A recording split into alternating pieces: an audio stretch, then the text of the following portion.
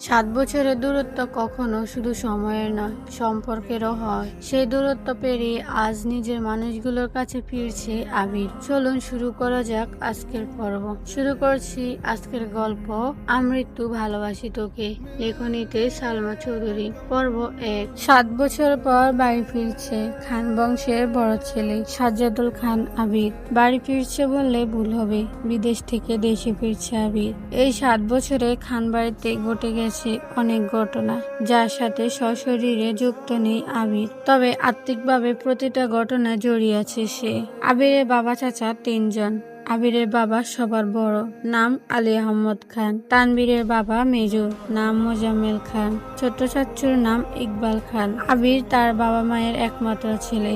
Major চাচা মানে মোজাম্মেল খানের এক ছেলে এক মেয়ে। ছেলের নাম তানবীর খান, মেয়ের নাম মাহাদিবা খান মেঘ। ছোট চাচার এক মেয়ে এক ছেলে, মিম আর আদি।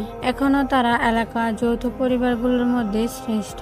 বাড়ির সকলের প্রাণ যেন এক সুতোয় বাঁধা। 5 ভাই বোনের মধ্যে আবির সকলে চোখের মণি। আবিরের জন্মের পর তার বাবা মা দ্বিতীয় সন্তান নেওয়ার চিন্তাই করেননি। এসএসসি পর্যন্ত সে বাড়িতেই ছিল, সবার নয়নের মণি। আবিরের চাঞ্চল্যে মেয়েটি থাকতো খানবাড়ি। আচমকা যেন পরিবেশটা পাল্টে গিয়েছিল। 18 বছর বয়সে আবিরের হঠাৎ করে স্কলারশিপে বিদেশে পড়তে যাওয়া। বাড়ির সকলের সাথে শারীরিকভাবে যেমন দূরত্ব বেড়েছিল, তেমনি দূরত্ব বেড়েছে মানসিকতার। 7 বছর পূর্বের আবিরের সাথে বর্তমান আবিরের আকাশ পাতাল পার্থক্য। দেখেও যেন চেনার উপায় নেই।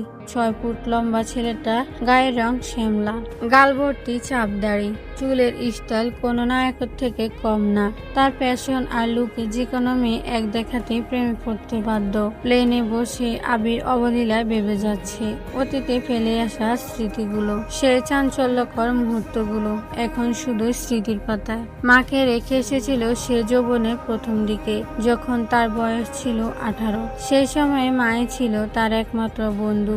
আজ সে 24 বছরের যুবক। এতগুলো বছরের একটা দিনও বাদ যায়নি যে মায়ের সাথে ফোনে কথা বলেনি সে।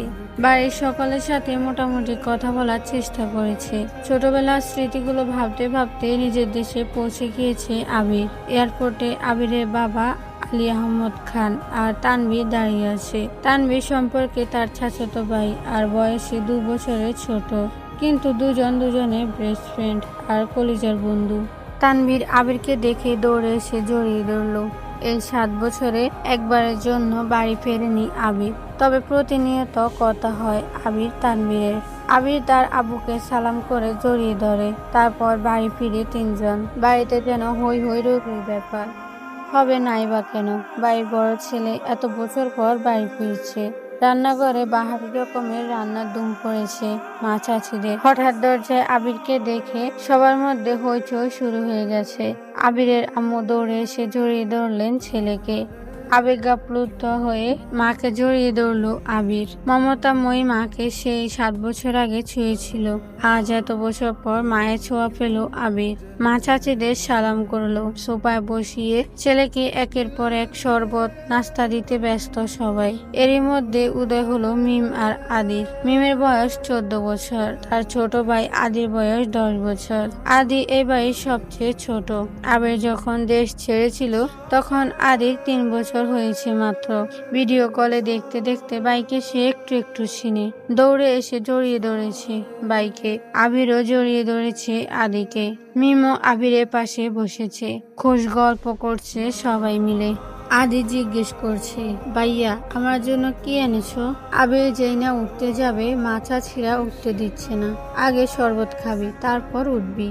আবির তানভীর দিকে তাকিয়ে বলল, ওই লাগেজটা নিয়ে আয় তো। তানভীর একটা লাগেজ টান দিতে যাবে, আবির আচমকা বসা থেকে দাঁড়িয়ে বলল, ওইটাতে ছবি না। তানভীর সহ বাড়ির সকলে যেন অবাক হয়ে গেল। আবির আবার ঠান্ডা মাথায় বলল, পাশের লাগেজটা নিয়ে আয়। তানভীরও তার কথা মতো লাগেজ নিয়ে আসলো। লাগেজ খুলে যে যার মতো জিনিস বের করছে আর জিজ্ঞেস করছে, এটা কার ওইটা কার। আবির শরবত খেতে খেতে উত্তর করছে, আদির জন্য বিদেশি দামি দামি খেলনা, মিমের জন্য ড্রেস, কসমেটিক্স বক্স, মা কাকিদের জন্য অনেক গিফট, তানভীরের জন্য মোবাইল, একটা ল্যাপটপ, অন্যান্য গিফট, আলাদা আরেকটা ল্যাপটপ আছে। মিম জিজ্ঞেস করলো, ভাইয়া এই ল্যাপটপটা কি তোমার? আবির উত্তর দিল, না এটা মেঘের। মেঘের মা হালিমা খান জিজ্ঞেস করলেন, মেঘের ল্যাপটপের কি দরকার বাবা? আবির বলল, ওর তো এসএসসি পরীক্ষা শেষ, সামনে অ্যাডমিশন টেস্ট আছে, অনেক কিছু জানার বা পড়ার দরকার আছে। মোবাইল দেখে পড়ার থেকে ল্যাপটপে সুবিধা হবে, তাই নিয়ে আসলাম। মিম বলল, আমার জন্য নিয়ে আসতা একটা। আবির অবলীলা হেসে উত্তর দিল, তোর 18 বছর বয়স হলে তোকেও কিনে দিব, চিন্তা করিস না। মিম খুশিতে গদগদ হয়ে বলল, ধন্যবাদ ভাইয়া। বাড়ির হইচই শুনে ঘর থেকে বের হলেন ছোট চাচা ইকবাল খান। আবির চাচুকে দেখে সালাম করতে যায়, চাচু বাধা দিয়ে জড়িয়ে ধরেন ভাতিজাকে। ইকবাল খান বাড়ির সকলের দিকে এক পলক তাকিয়ে নরম স্বরে বললেন, এতদিনে এই বাড়িটা পরিপূর্ণ হলো। ইকবাল খানের জন্য আনা উপহার আবির নিজে হাতে চাচুকে দিল।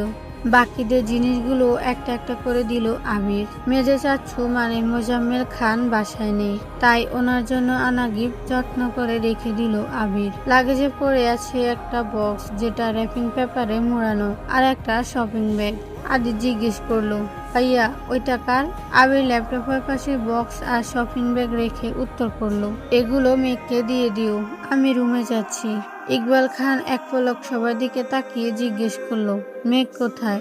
হালিমা খান উত্তর দিলেন, ও তো কোচিং এ গেছে, এতক্ষণে তো চলে আসার কথা। আবির বাকি দুটা লাগেজ নিয়ে উঠতে চাচ্ছিল, হঠাৎ পিছন ফিরে মায়ের দিকে তাকিয়ে প্রশ্ন করলো, আমি কোন রুমে থাকবো? ছেলের এমন প্রশ্নের জন্য মা মালিহা খান হতভম্ব হয়ে পড়লেন। তৎক্ষণাৎ স্বাভাবিক হয়ে উত্তর করলেন, তোর রুম তোরই আছে, আজ সকালে পরিষ্কার করা হয়েছে। আবির কোনো কথা না বলে দুই লাগেজ নিয়ে উঠতে গেলে তানভীর এগিয়ে এসে বলে, আমায় দাও, আমি নিয়ে যাচ্ছি। আবির একটা লাগেজ তানভীরের দিকে এগিয়ে দেয়, নিজে আরেকটা লাগেজ সযত্নে নিয়ে সিঁড়ি দিয়ে উঠতে থাকে।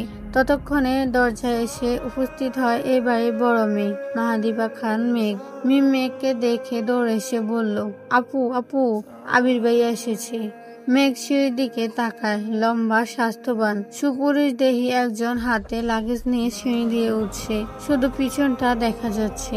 মেঘ ভিতরে ঢুকে সবার হাতে গিফট দেখে এদিক সেদিক তাকায়। ততক্ষণে আবির নিজের রুমে চলে গিয়েছে। মেঘের মা হালিমা খান মেঘের দিকে এগিয়ে এসে বলল, তোর জন্য গিফট এনেছে। মেঘ তাকিয়ে বলে, কি গিফট? সোফায় রাখা ল্যাপটপের দিকে চোখ পড়ে মেঘে ছুটে যায় ল্যাপটপের কাছে। এটা কি আমার জন্য? মিম বলল, হ্যাঁ আপু, এটা তোমার। বক্সটা আর শপিং ব্যাগটাও তোমার। ল্যাপটপটা ঘুরিয়ে ফিরিয়ে দেখছে মেঘ, যেন আকাশ কুসুম কিছু পেয়ে গেছে। তারপর শপিং ব্যাগটা একটু খুলে দেখলো, দুইটা ড্রেস মনে হচ্ছে। সে ল্যাপটপটা আর বক্সগুলো নিয়ে রুমের দিকে চলে যায়। নেক্সট পার্টের জন্য অপেক্ষা করো। ওকে, আল্লাহ হাফেজ।